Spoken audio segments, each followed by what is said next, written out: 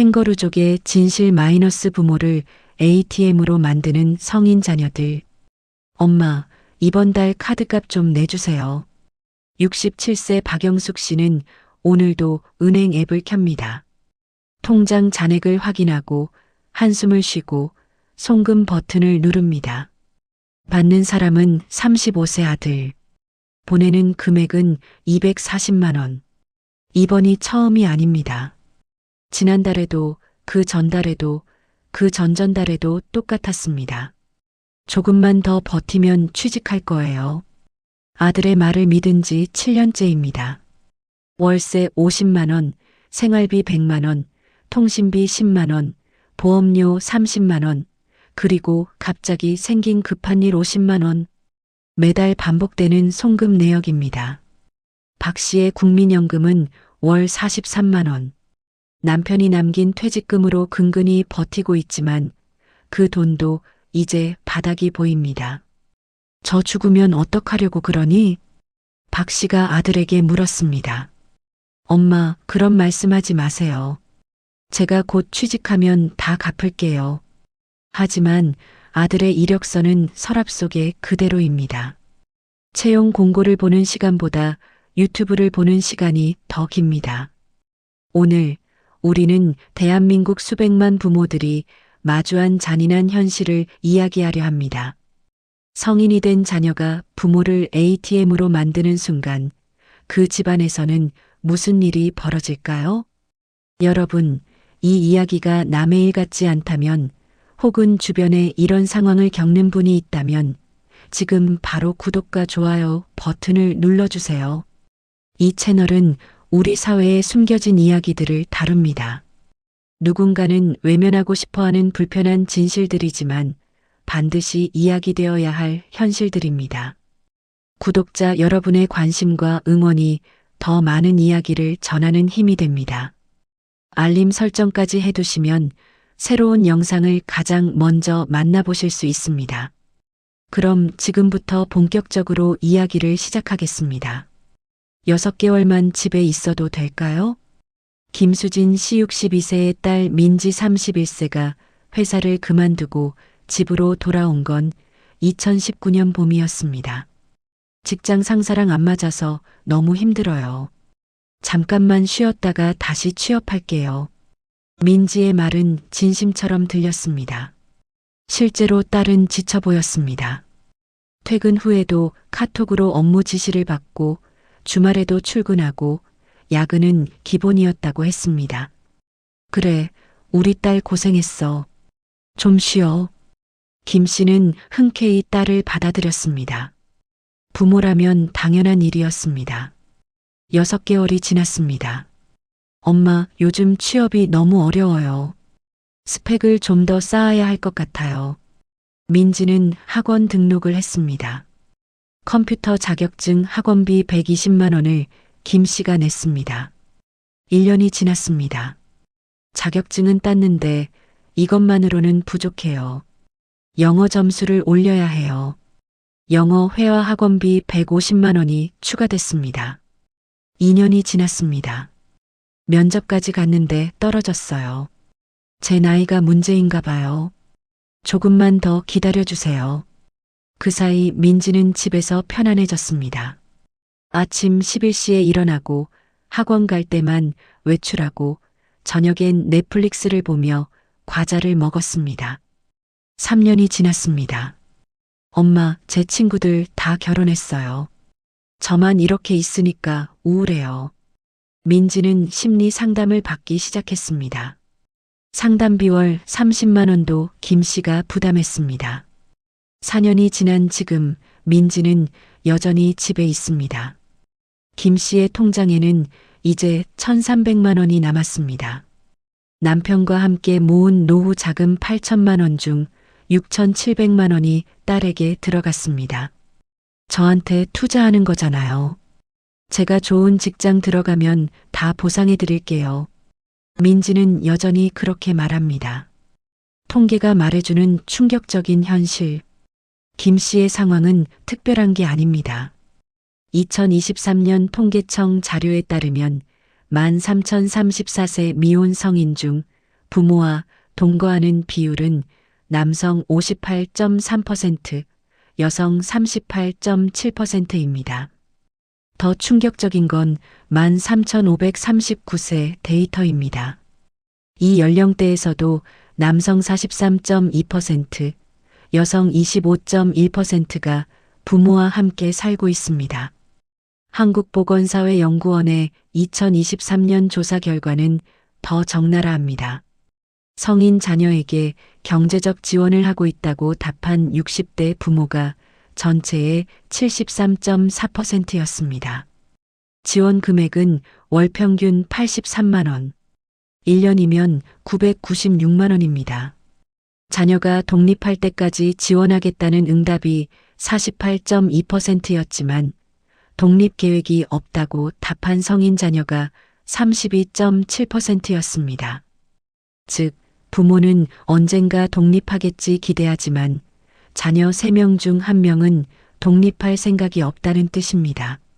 잠깐이 영원이 되는 순간, 정태호 씨 65세의 아들 준혁 이 33세도 마찬가지였습니다.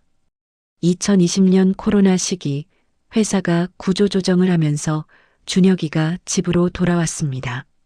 아빠, 코로나 때문에 취업 시장이 얼어붙었어요. 상황 좀 나아지면 바로 나갈게요. 정 씨는 이해했습니다. 실제로 그 시기는 모두에게 힘든 때였으니까요. 하지만 2023년이 되어도 2024년이 되어도 준혁이는 집을 나가지 않았습니다. 요즘 대기업들이 경력직만 뽑잖아요. 신입은 거의 안 뽑아요. AI가 일자리를 다 빼앗아가서 취업이 더 어려워졌어요. 제 나이에 신입으로 들어가면 다들 무시해요. 차라리 프리랜서로 할게요. 준혁이의 말은 매번 달랐지만 결론은 같았습니다. 조금만 더요. 정 씨는 아들이 상처받을까봐 재촉하지 못했습니다. 그 사이 준혁이는 자기 방에서 게임을 하거나 주식 차트를 보거나 유튜브로 재테크 강의를 보며 시간을 보냈습니다. 아빠, 요즘 부동산 공부하고 있어요. 기회 보면 투자해서 대박 낼 거예요. 준혁이는 투자 공부를 한다며 부동산 학원비 80만 원을 요청했습니다. 정 씨는 또 보내줬습니다. 공부라도 하면 다행이지. 하지만 준혁이의 통장 내역을 우연히 본 정 씨는 충격을 받았습니다. 부동산 학원비 80만 원은 학원에 가지 않았습니다. 그 돈으로 게임 아이템을 샀고 친구들과 술을 마셨고 배달 음식을 시켰습니다. 준혁아, 이게 뭐니? 아빠가 제 통장을 왜 몰래 봐요? 사생활 침해예요. 준혁이는 오히려 화를 냈습니다. 정 씨는 말문이 막혔습니다. 자식은 왜 독립하지 않을까? 전문가들은 캥거루족이 늘어나는 이유를 여러 가지로 분석합니다. 첫째, 경제적 현실입니다. 서울 원룸 평균 월세는 70만 원을 넘습니다. 관리비 포함하면 8,090만 원입니다. 여기에 식비, 교통비, 통신비를 더하면 월 최소 150만 원이 필요합니다. 반면 2024년 대졸 신입사원 평균 초봉은 세전 3,200만 원, 세후 월 230만 원 수준입니다. 월세를 내고 나면 80만 원. 저축은커녕 생활하기도 빠듯합니다. 그럼 부모님 집에 있는 게 당연하죠. 나가서 고생할 이유가 없잖아요. 많은 청년들이 이렇게 생각합니다. 둘째, 심리적 편안함입니다. 부모 집에서는 빨래, 청소, 식사가 해결됩니다. 혼자 살면 퇴근 후 모든 걸 스스로 해야 합니다. 독립하면 자유로워진다고 하잖아요. 근데 전 집에 있어도 자유로워요. 부모님이 간섭 안 하시거든요. 31세 이모 씨의 말입니다. 그는 부모와 같은 집에 살지만 각자 생활합니다. 출퇴근 시간도 다르고 식사도 따로 합니다. 굳이 나갈 이유를 모르겠어요. 나가면 똑같이 혼자 사는 건데 집값만 더 나가잖아요. 셋째, 실패에 대한 두려움입니다. 많은 성인 자녀들은 완벽한 준비를 원합니다. 지금 나가면 좋은 직장도 없고 제대로 된 집도 못 구하고 결혼 자금도 못 모으잖아요. 차라리 조금 더 준비해서 확실하게 나가는 게 낫지 않아요? 하지만 완벽한 준비는 영원히 오지 않습니다. 부모는 왜 거절하지 못할까? 반대로 부모들은 왜 성인 자녀를 내보내지 못할까요? 심리학자 이명수 박사는 이렇게 설명합니다. 한국 부모들에게는 자녀 성공, 나의 성공이라는 공식이 강하게 자리 잡고 있습니다. 자녀가 뒤처지면 부모 자신이 실패한 것 같은 수치심을 느낍니다. 실제로 많은 부모들이 이런 말을 합니다. 우리 애가 남들보다 늦게 시작하면 어떡해. 친구들은 다 좋은 직장 다니는데 우리 애만 백수면 창피해. 조금만 더 도와주면 좋은 데 취직할 수 있을 것 같아. 부모의 불안이 자녀의 의존을 키웁니다. 또 다른 이유는 죄책감입니다. 내가 더 잘해줬으면 우리 아이가 이렇게 안 됐을 텐데. 학창 시절에 학원을 더 보냈어야 했나? 좋은 대학을 못 보낸 게 내 책임이야. 부모는 자녀의 현재 상황을 자신의 과거 실수 때문이라고 생각합니다. 그래서 지금이라도 더 도와줘야 한다고 믿습니다. 마지막으로 거절의 어려움입니다. 한국 문화에서 부모가 자녀에게 안 되라고 말하는 건 매우 어려운 일입니다.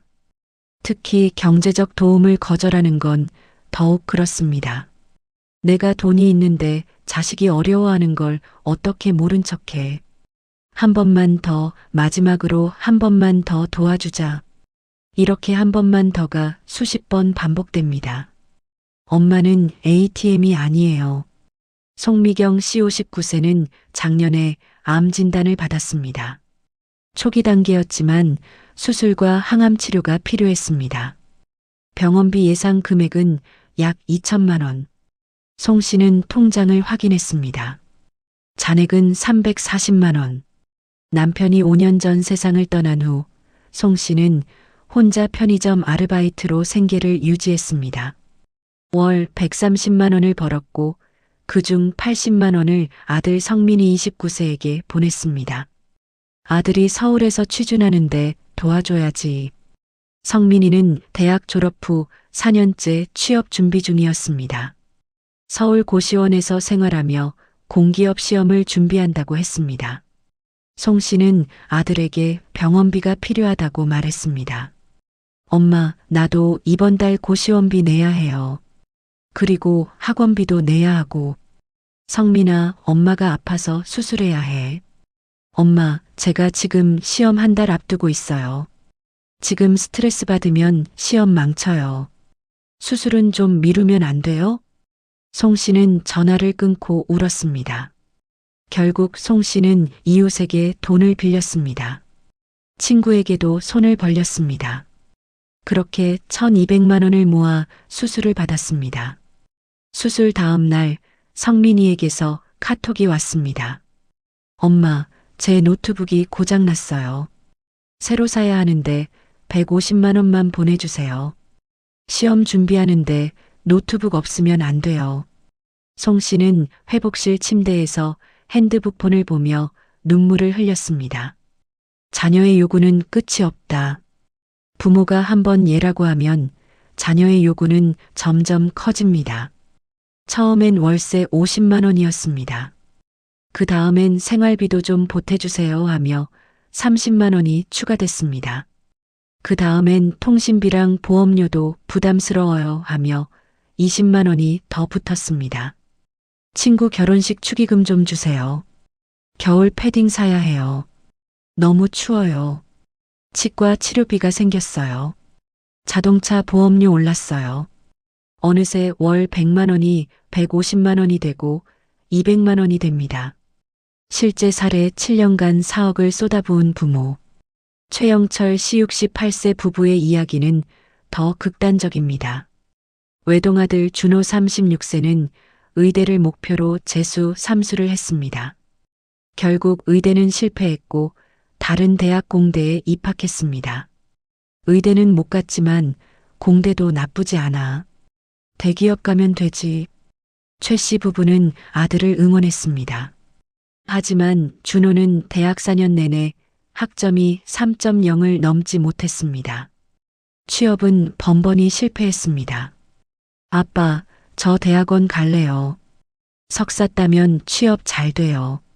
대학원 2년간 등록금과 생활비로 5천만 원이 들어갔습니다.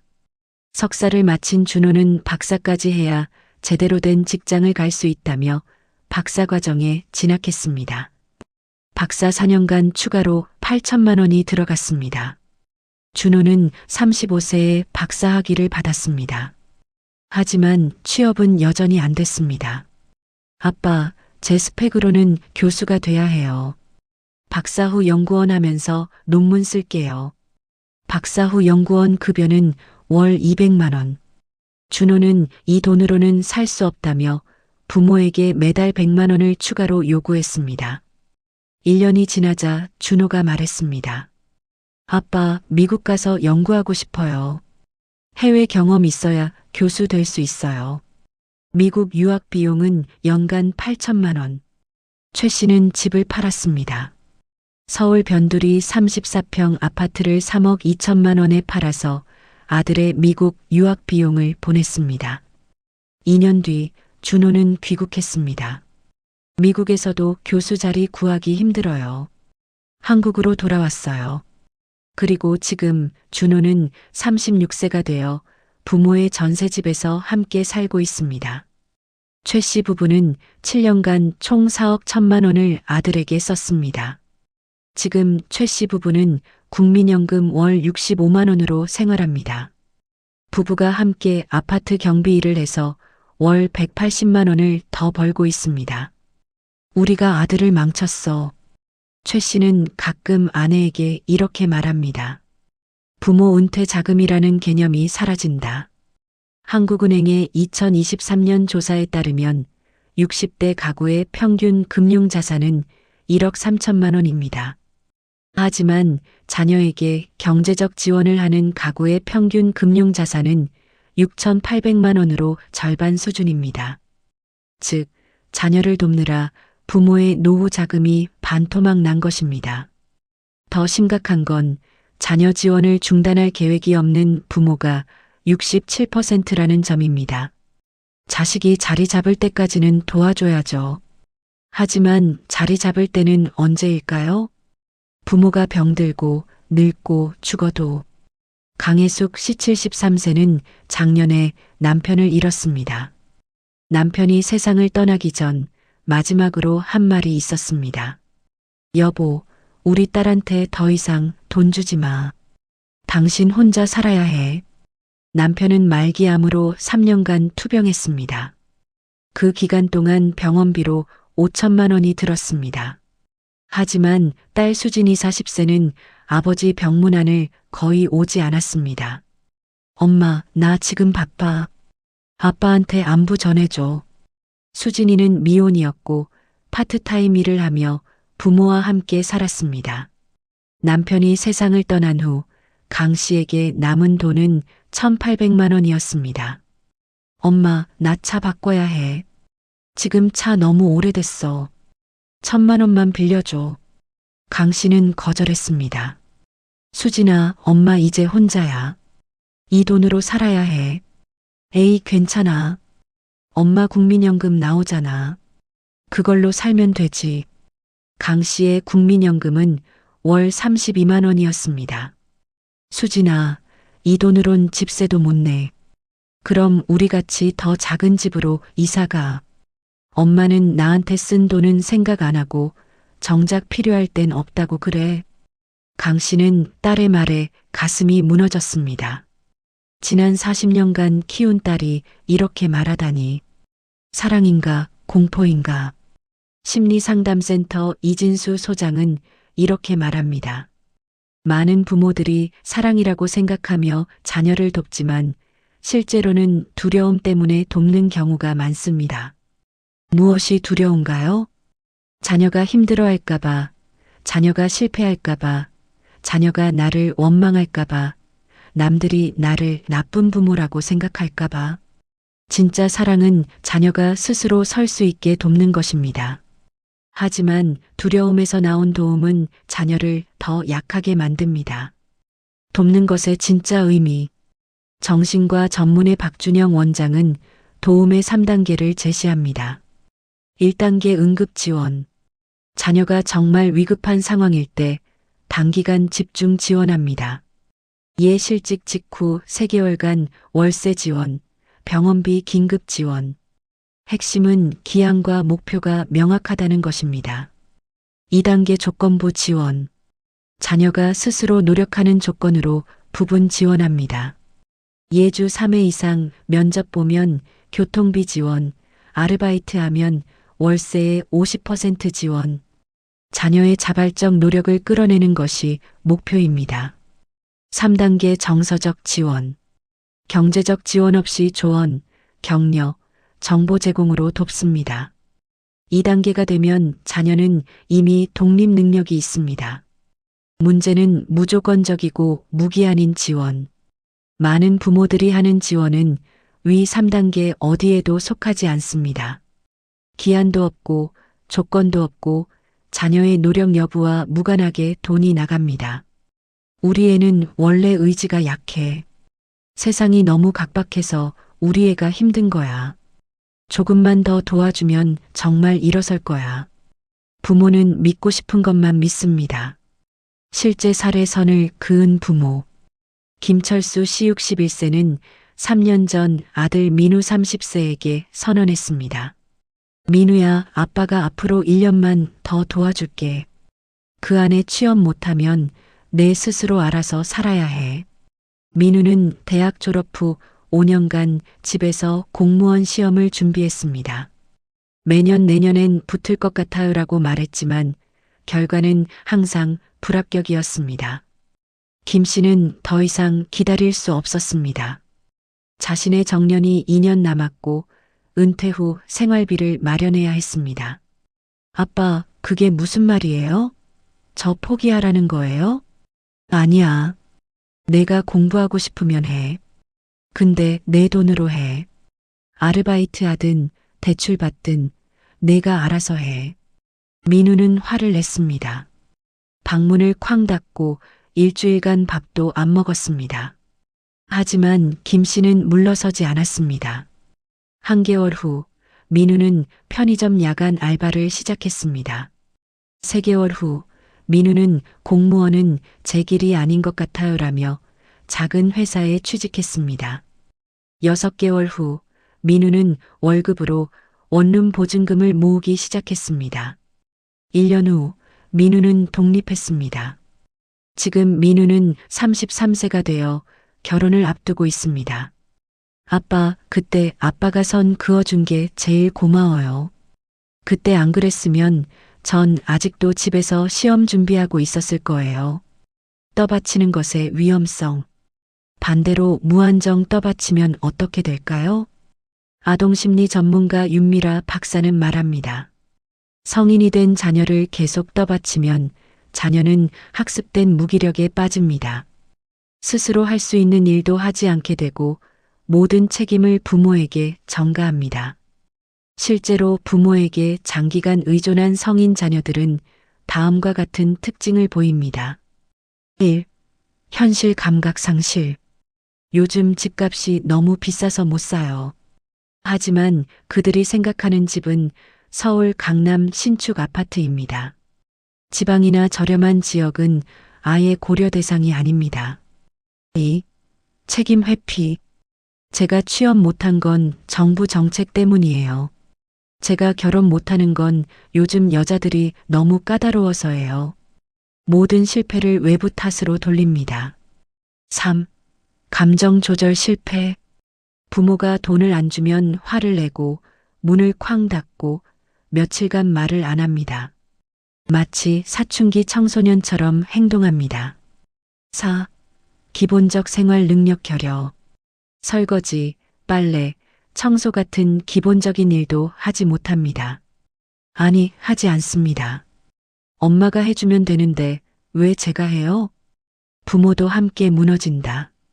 자녀를 떠받치는 부모는 신체적, 정신적으로 무너집니다. 노년내과 전문의 김상훈 원장의 설명입니다.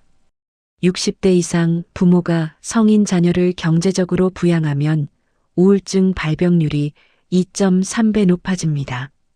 수면장애, 소화불량, 만성피로도 흔하게 나타나죠. 이순자 씨 64세는 2년 전부터 우울증 약을 먹고 있습니다. 내가 죽으면 우리 아들은 어떻게 살까? 이 생각이 머릿속을 떠나지 않습니다. 밤에 잠을 못 자고 식욕도 없고 친구들 만나는 것도 싫어졌습니다. 차라리 내가 아들보다 오래 살면 좋겠어. 이 씨는 진심으로 그렇게 생각합니다. 아니오라고 말하는 연습. 가족상담 전문가 오현주 소장은 부모들에게 이렇게 조언합니다. 부모가 자녀에게 애노라고 말하는 건 사랑이 없어서가 아닙니다. 오히려 진짜 사랑이 있기 때문입니다. 자녀의 독립을 위해 부모가 해야 할 가장 중요한 일은 경계 설정입니다. 경계 설정 3단계. 1단계 현실 직시하기. 부모 스스로 인정해야 합니다. 내가 지금 자녀를 돕는 게 아니라 망치고 있다. 이렇게 가다간 나도 자식도 다 망한다. 인정하기 어렵습니다. 하지만 이게 시작입니다. 2단계 명확한 선긋기. 감정적으로 말하지 마세요. 너 때문에 내가 못 살아. 라고 하면 자녀는 방어적이 됩니다. 대신 이렇게 말하세요. 앞으로 3개월간은 월세를 지원할게. 그 이유는 내가 알아서 해야 해. 이번 달까지만 생활비를 보내줄게. 다음 달부터는 내 수입으로 살아야 해. 기한을 명확하게 정하고 반드시 지키세요. 3단계 흔들리지 않기. 자녀가 울고 화내고 협박해도 흔들리지 마세요. 엄마 나 죽을래요. 아빠가 날 버리는 거네요. 친구들한테 창피해서 어떡해요. 이런 말들에 흔들리면 모든 게 원점으로 돌아갑니다. 실제 사례 강단 있는 엄마. 허영미 씨 58세는 작년에 딸 지은 32세에게 통보했습니다. 지은아, 엄마가 올해 12월 31일까지만 내 월세 내줄 거야. 1월부터는 내가 내든 집을 빼든 내 맘대로 해. 지은이는 충격받았습니다. 엄마, 갑자기 왜 그래요? 제가 뭘 잘못했어요? 잘못한 게 아니야. 근데 넌 이제 32살이야. 스스로 살아야 할 나이야. 엄마도 참아내. 다른 집 부모들은 자식 결혼할 때까지 다 도와주는데 엄마는 그렇게 못해. 미안해. 허 씨는 단호했습니다. 지은이는 한 달간 집에 오지 않았습니다. 친구 집에서 지내며 엄마와 연락을 끊었습니다. 하지만 허 씨는 흔들리지 않았습니다. 11월이 되자 지은이가 연락을 해왔습니다. 엄마, 정말 12월까지만 내주는 거예요? 응. 진짜요? 진짜. 지은이는 급하게 일자리를 알아봤습니다. 카페, 식당, 편의점을 지원했습니다. 12월 초 지은이는 한 카페에 취직했습니다. 주 5일, 하루 8시간, 월급 220만 원. 12월 15일 지은이가 전화했습니다. 엄마, 나 다음 달 월세 낼 수 있을 것 같아. 허 씨는 눈물이 났습니다. 그래, 잘했어. 지금 지은이는 카페에서 1년째 일하고 있습니다. 최근에는 매니저로 승진도 했습니다. 엄마, 그때 엄마가 선 안 그었으면 나 아직도 백수였을 거예요. 고마워요. 경계 설정이 어려운 이유. 하지만 대부분의 부모는 허 씨처럼 단호하지 못합니다. 왜일까요? 심리학자 김혜진 박사는 3가지 이유를 제시합니다. 첫째, 죄책감. 내가 더 잘해줬으면 우리 애가 이렇게 안 됐을 텐데. 부모는 자녀의 현재를 자신의 책임이라고 생각합니다. 둘째, 두려움. 내가 돈 안 주면 우리 애가 길거리에 나앉는 거 아니야? 실제로 그럴 가능성은 거의 없지만 부모는 최악을 상상합니다. 셋째, 습관. 20년 넘게 자녀를 돌봐온 습관을 끊기가 어렵습니다. 엄마가 해결해줘야지. 이 생각이 자동으로 나옵니다. 전문가의 조언 단계적 접근. 갑자기 모든 지원을 끊으면 역효과가 날 수 있습니다. 단계적으로 줄여가는 게 현실적입니다. 한 개월 차 예고. 앞으로 6개월 뒤부터는 지원을 줄일 거야. 자녀에게 준비할 시간을 줍니다. 2-3개월 차 조건 부여. 이번 달부터는 내가 주 3회 면접 보면 월세를 내줄게. 자녀의 노력을 요구합니다. 4-5개월 차 부분 지원. 이번 달부터는 월세의 50%만 내줄게. 자녀가 점차 책임을 지게 합니다. 6개월 차 독립. 이번 달부터는 내가 다 해결해야 해. 완전한 독립을 요구합니다. 나는 나를 위해 산다. 올해 60세가 된 전미숙 씨는 5년 전 중요한 결정을 했습니다. 아들에 대한 경제적 지원을 완전히 중단한 것입니다. 미숙아, 그럼 내 아들은 어떡하려고? 친구들이 걱정했습니다. 얘가 알아서 하겠죠. 전 이제 제 인생을 살 거예요. 전 씨는 그렇게 선언하고 그동안 모은 5천만 원으로 작은 카페를 열었습니다. 처음엔 손님도 없고 적자도 났지만 3년이 지난 지금은 월 200만 원 정도 수익이 납니다. 전 이제 행복해요. 제 가게에서 제가 좋아하는 커피를 만들고 손님들과 이야기하고. 그 사이 아들은 어떻게 됐을까요? 애는 처음엔 저를 원망했어요. 근데 어쩔 수 없잖아요. 1년쯤 지나니까 식당에 취직하더라고요.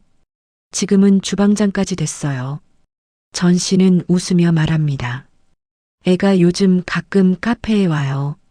제가 만든 커피 마시면서 엄마 맛있다 그래요. 그럴 때 정말 뿌듯해요. 노후는 선택이 아니라 필수다. 보건복지부 통계에 따르면 65세 이상 노인 빈곤율이 OECD 국가 중 1위입니다. 한국 노인 빈곤율은 40.4%, 10명 중 4명이 가난합니다. 그 이유 중 하나가 자녀에 대한 과도한 지원입니다. 국민연금연구원의 2023년 보고서는 충격적입니다. 은퇴 후 자녀에게 경제적 지원을 지속하는 노인의 72%가 5년 내 금융자산이 고갈됩니다. 즉, 자식을 돕다가 자신이 빈곤층으로 전락하는 것입니다. 자식보다 내가 먼저다. 정신과 전문의 이영희 원장은 말합니다. 부모가 무너지면 자녀도 결국 무너집니다. 부모가 건강하고 경제적으로 안정돼야 자녀도 안심하고 독립할 수 있습니다. 비행기 안전 수칙을 떠올려 보세요. 산소 마스크가 내려오면 본인이 먼저 착용한 후 자녀를 도우십시오. 육아도 마찬가지입니다. 부모가 먼저 살아야 자녀도 살립니다. 실제 사례 자신을 선택한 아버지. 조병철 씨 63세는 3년 전 아들에게 이렇게 말했습니다. 아들아, 아빠가 이제 너를 못 도와준다. 왜요? 갑자기. 아빠가 아프거든. 당뇨도 있고 혈압도 높고 이제 병원비 모아야 해. 실제로 조 씨는 당뇨 합병증으로 신장 기능이 나빠진 상태였습니다. 의사는 앞으로 투석이 필요할 수 있다고 했습니다. 그 돈이 얼마나 되는데요? 아빠가 계산해 봤는데 앞으로 10년간 최소 5천만 원은 있어야 해. 에이, 그 정도면 나중에 제가 벌어서 드리면 되잖아요. 아들아, 아빠는 10년을 기다릴 수 없어. 아빠 나이가 몇인데. 조 씨는 더 이상 아들에게 돈을 주지 않았습니다. 대신 자신을 위해 썼습니다. 건강검진, 병원 치료, 영양제, 운동기구. 아들은 처음엔 화를 냈지만 6개월 후 작은 회사에 취직했습니다. 지금 조 씨는 건강을 되찾았고 아들은 독립해서 잘 살고 있습니다. 아빠, 그때 제대로 하신 거예요. 아빠가 계속 저를 도와줬으면 저 아직도 백수였을 거예요. 부모를 위한 실천 가이드. 지금부터라도 변화를 시작하려는 부모를 위한 구체적인 가이드입니다. 1단계 재정 상태 파악. 현재 통장 잔액은? 월 수입은? 월 지출은? 자녀에게 주는 돈은 월 얼마? 앞으로 20년간 필요한 노후 자금은? 냉정하게 계산하세요. 2단계 중단 시점 결정. 언제부터 지원을 줄일 것인가? 얼마나 줄일 것인가? 언제 완전히 중단할 것인가? 날짜를 구체적으로 정하세요. 3단계 자녀에게 통보. 감정적으로 말하지 마세요. 명확하게, 단호하게 전달하세요. 이유를 설명하되 변명하지 마세요. 4단계 흔들리지 않기. 자녀가 울어도, 자녀가 화를 내도, 자녀가 말을 안 해도 버티세요. 이게 진짜 사랑입니다. 5단계 자신에게 투자. 건강검진, 취미생활, 친구관계, 노후 준비. 이제 당신 차례입니다. 전문가의 마지막 조언. 가족상담 전문가 최영준 소장의 말입니다. 많은 부모들이 자식을 버리는 것 같아서 죄책감을 느낍니다. 하지만 그게 아닙니다. 자녀가 스스로 설 수 있게 돕는 것, 그게 진짜 부모의 역할입니다. 자녀를 평생 떠받치는 건 사랑이 아니라 집착입니다. 자녀도 부모도 각자의 인생을 살아야 합니다. 부모가 행복해야 자녀도 행복합니다. 부모가 당당해야 자녀도 당당해집니다. 마무리. 오늘 우리는 대한민국의 숨겨진 민낯을 봤습니다. 성인이 된 자녀가 부모를 ATM으로 만드는 현실. 부모의 통장이 비고 건강이 망가지고 노후가 사라지는 현실. 하지만 희망도 있습니다. 용기 있게 선을 그은 부모들. 자녀를 진짜로 사랑하는 방법을 선택한 부모들. 그들의 자녀는 결국 일어섰습니다. 도움은 잠깐이어야 합니다. 떠받침은 영원히 지속되면 안 됩니다. 부모도 자신의 인생을 살 권리가 있습니다. 자녀의 독립을 바라는 마음은 차가움이 아닙니다. 그것은 사랑이고 용기이고 지혜입니다. 당신의 통장이 텅 비기 전에, 당신의 건강이 무너지기 전에, 당신의 노후가 사라지기 전에 이제 선택하세요. 자녀를 위한 선택이 아니라 당신 자신을 위한 선택을. 오늘 영상이 도움이 되셨다면 구독과 좋아요, 알림 설정 부탁드립니다. 그리고 댓글로 여러분의 이야기를 들려주세요. 다음 영상에서 또 만나겠습니다. 감사합니다.